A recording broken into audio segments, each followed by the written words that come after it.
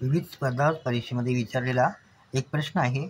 जर एक्सची किंमत एचा 0वा घात, वायची किंमत एचा -1वा घात आणि झेडची किंमत ए आहे, तर एक्स वर्ग अधिक वाय गुणिले झेडची किंमत किती, हे आपल्याला दिलेले ऑप्शन आहे. आता हा प्रश्न आपण सोडवायचा कसं. एक्सची किंमत एचा 0वा घात आहे, मग एक्सचा वर्ग म्हणजे एचा 0वा घात त्याचा वर्ग प्लस दिलेल्याप्रमाणे प्लस वाय गुणिले झेड. वायची किंमत काय आहे, एचा -1 आणि झेडची किंमत आहे गुणिले एचा 1.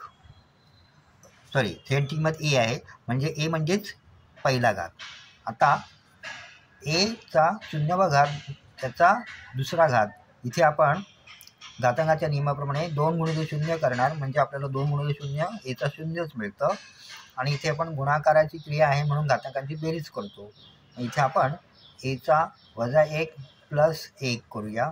आणि ह्याप्रमाणे आता एची 0ची किंमत घातांकाच्या नियमाप्रमाणे 1 येते आणि इथे उत्तर 1 - 1 म्हणजे उत्तर 0, म्हणजेच एचा 0 मिळतो.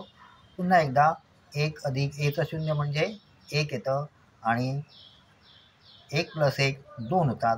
2 म्हणजेच ऑप्शन क्रमांक सी हे आपलं योग्य उत्तर आहे.